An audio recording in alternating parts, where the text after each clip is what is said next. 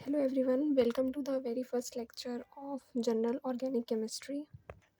ये एक पूरी सीरीज़ होगी जिसमें हम लोग कवर करेंगे अलग अलग एस्पेक्ट्स जिससे आपकी ऑर्गेनिक केमिस्ट्री को बूस्ट होने में बहुत हेल्प मिलेगी and you will get to know a lot more about it. In this particular series we will go या हम लोग क्या करेंगे, हम लोग स्टार्टिंग करेंगे बिल्कुल ही बिगिनर लेवल से and up to advance level तक हम लोग इस सीरीज़ में जाएंगे.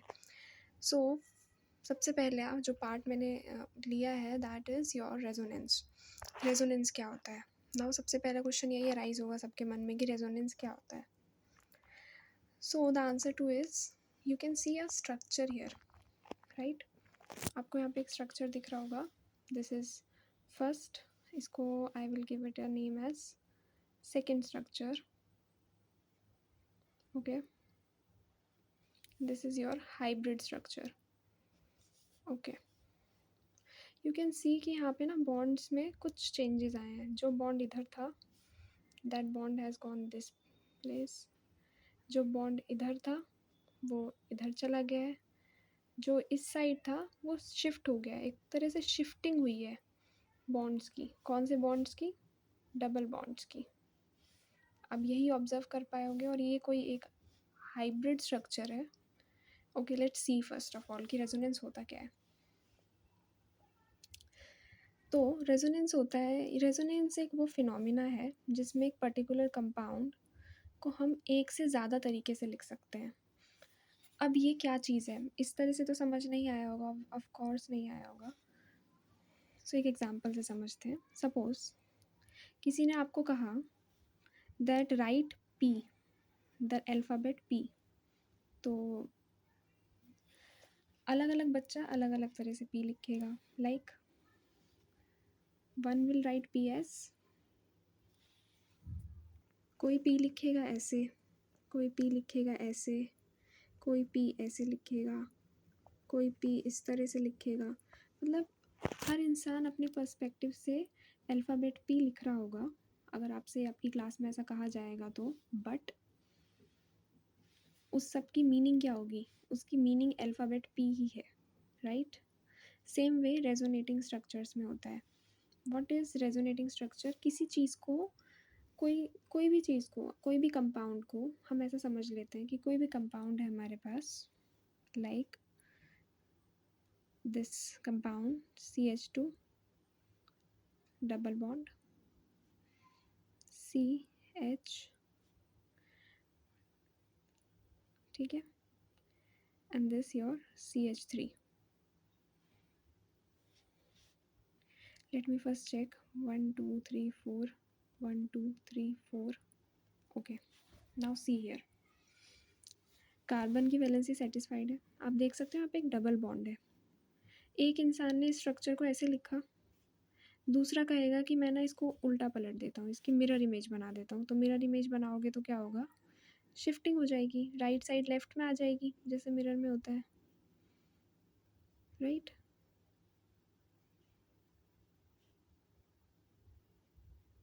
ओके, ये इसका रेजोनेटिंग स्ट्रक्चर है.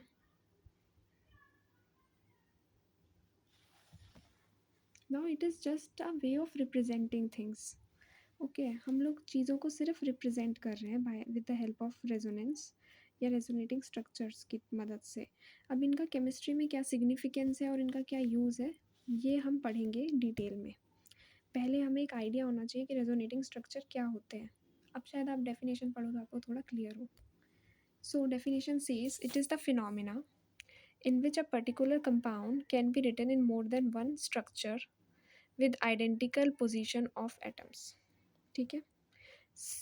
एक पर्टिकुलर कंपाउंड को एक से ज़्यादा स्ट्रक्चर में लिखने का जो फिनोमिना होता है उसको बोलते हैं रेजोनेंस. ये पूरा phenomena it is resonance. Example of resonance is this. Actually resonance का एक बेसिक सिग्निफिकेंस ये भी है कि अगर कोई चीज़ रेजोनेंस में है वो बहुत सारी मल्टीपल फॉर्म्स एक्वायर कर सकती है. ठीक है, अगर वो बहुत सारी मल्टीपल फॉर्म्स एक्वायर कर सकती है तो हम लोग प्रिडिक्ट नहीं कर पाएंगे कि वो किस किस पर्टिकुलर टाइम पे किस फॉर्म में एग्जिस्ट करेगी. लाइक ऐसा मैं सोचती हूँ, हम लोग इस तरह से सोच सकते हैं इस चीज़ को कि बेंजीन है, हो सकता है बेंजीन का डबल बॉन्ड जो है वो कुछ ऐसा हो, ऐसे ऑल्टरनेट पोजीशंस हो, राइट? या हो सकता है वो पोजीशंस चेंज हो जाए और वो चेंज होके इस तरह से आ जाए, जैसे कि ऊपर रिप्रेजेंट किया हुआ था basically.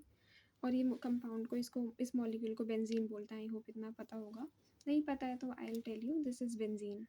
This molecule, this particular molecule जिसके रेजोनेटिंग स्ट्रक्चर्स बनाए हैं, जिसको एक से ज़्यादा तरह से हमने रिप्रेजेंट किया है, उसको बेंजीन बोलते हैं। सो जब हम इस तरह से कोई कंपाउंड बनाएंगे और सोचो कि हम ना इससे इसके साथ कोई रिएक्शन करा रहे हैं, तो क्या होगा? जो पर्टिकुलर चीज़ का रिएक्शन होगा, कब सपोज मैं यहाँ पे एक्स मॉलिक्यूल का अटैक कराती हूँ, ठीक है, कोई भी एक्स मॉलिक्यूल है, अभी हम सीखेंगे नहीं रिएक्शन कैसा होता है, वो सब हमारा मतलब नहीं है। अब हो सकता है रिएक्शन इधर हो, या हो सकता है रिएक्शन ये वाला कंपाउंड इधर करे, पर बेंजीन तो अपना स्ट्रक्चर बदल रहा है बार बार। So for this particular compound या for this particular reactant attack करना टफ होगा कंपैरेटिवली उस मॉलिक्यूल पे अटैक करने से जो अपनी पोजीशन, जिसका स्ट्रक्चर चेंज नहीं हो रहा है, जिसकी पोजीशंस चेंज नहीं हो रही हैं, ठीक है। सो रेजोनेंस का एक जो यूज़ या सिग्निफिकेंस आप ये कह सकते हो कि वो उसमें भी है